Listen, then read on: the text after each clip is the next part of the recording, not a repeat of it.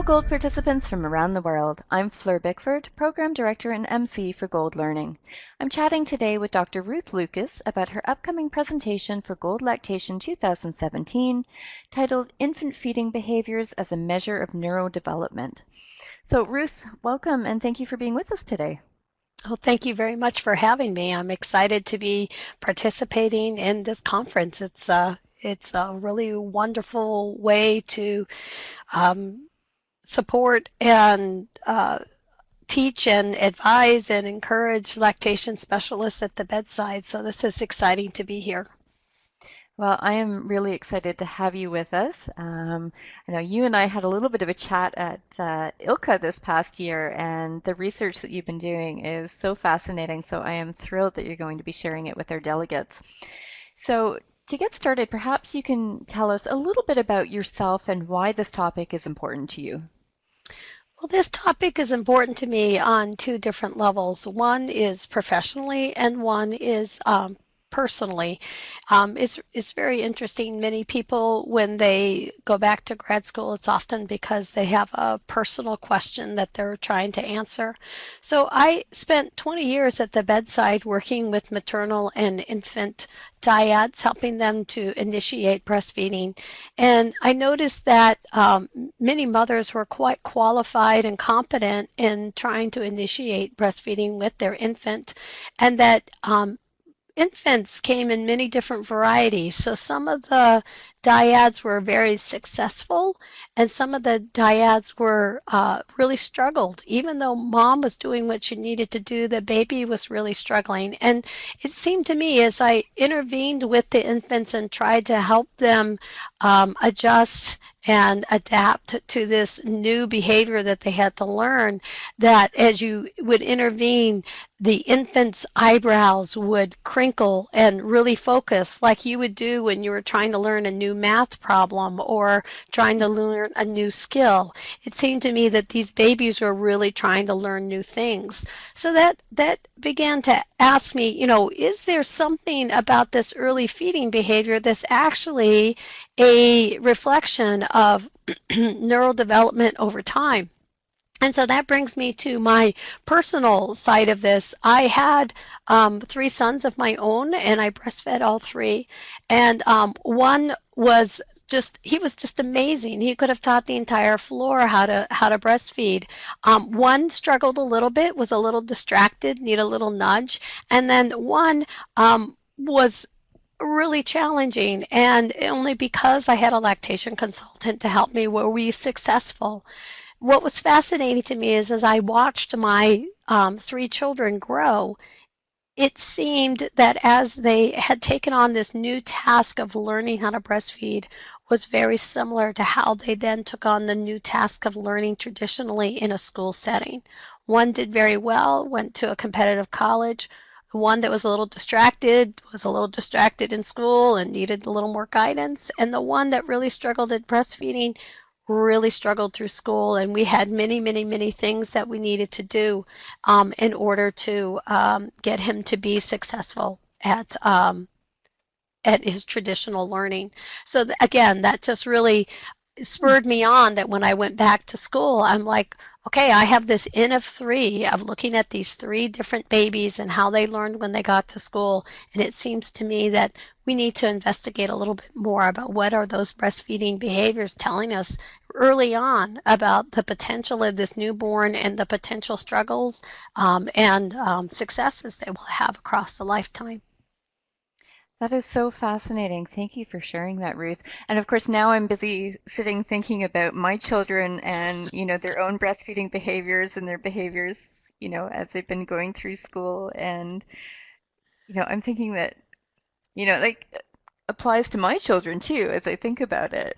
That's really, really interesting. I think it's a snapshot of the raw potential of our children. And even more than that, if they all these children have raw potential, but some of them might need more support in order for that to be unlocked and brought into the world. And I think our babies tell us right from the beginning what their journey is going to be and what as we as their parents can do to support them along their journey. That is so interesting. And I'm curious because, we tend to think of breastfeeding as something, very natural. It's innate. It's what babies are supposed to do. But when you're talking about it and you're talking about the baby's learning a new skill, um, I found that really interesting. It's kind of a different way of looking at it. Curious kind of what your thoughts are Well, there. I go back to the fact that every human behavior and every animal behavior Hmm. occurs on a bell curve.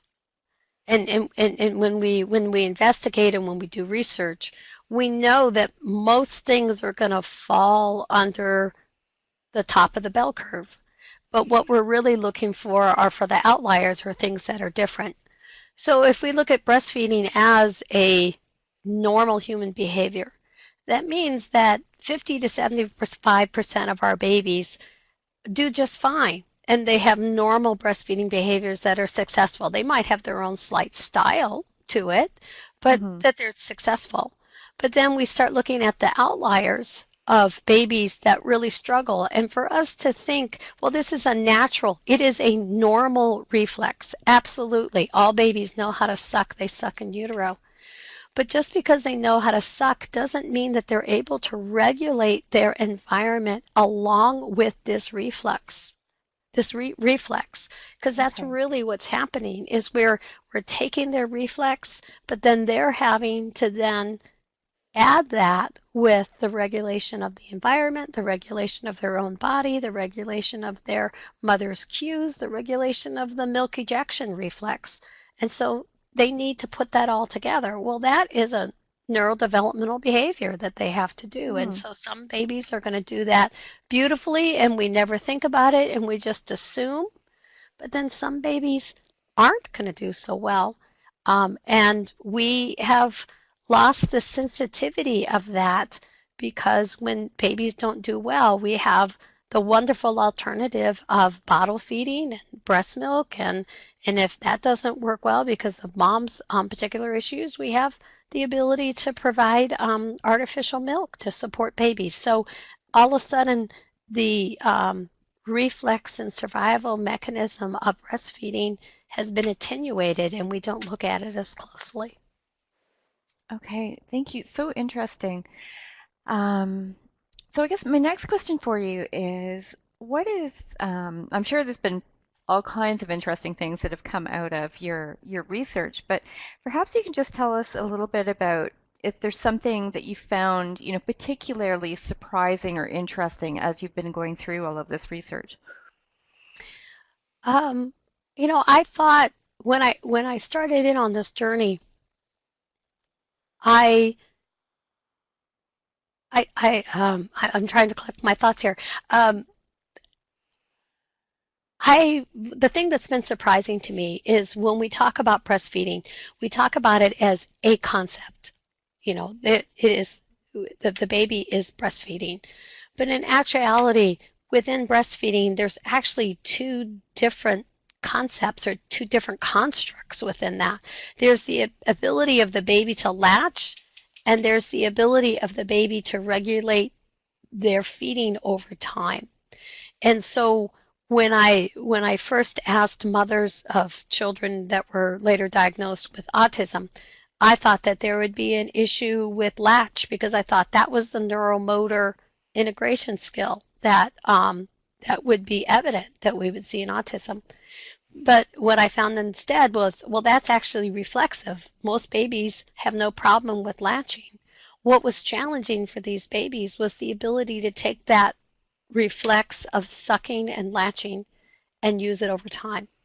And so when I asked mothers to describe their typical babies, how they breastfed over the first month, um, they ended up describing how the babies latched and how the babies um, their sucking pattern over time is two very different behaviors. Or, sometimes it was the same type of behavior, but oftentimes moms would mix and match their descriptions because I think they're two very different neurological um, behaviors that the babies are trying to regulate and learn and become very successful at as they grow over time. So that's what was surprising to me is it's not, and I think that's one of the reasons why infant research in the newborn period looking at breastfeeding hasn't really blossomed is because we've looked at breastfeeding as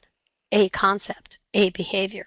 And in actuality, I think it's two separate behaviors that is synthesized and integrated into one. So that's been very interesting for me. Okay, that is fascinating. So thank you so much, Ruth. That does bring us to the end of our time for today's interview, but so much fascinating information. And I love the fact that kind of the more research we, get on breastfeeding, the more, I think sometimes the more we realize we don't know.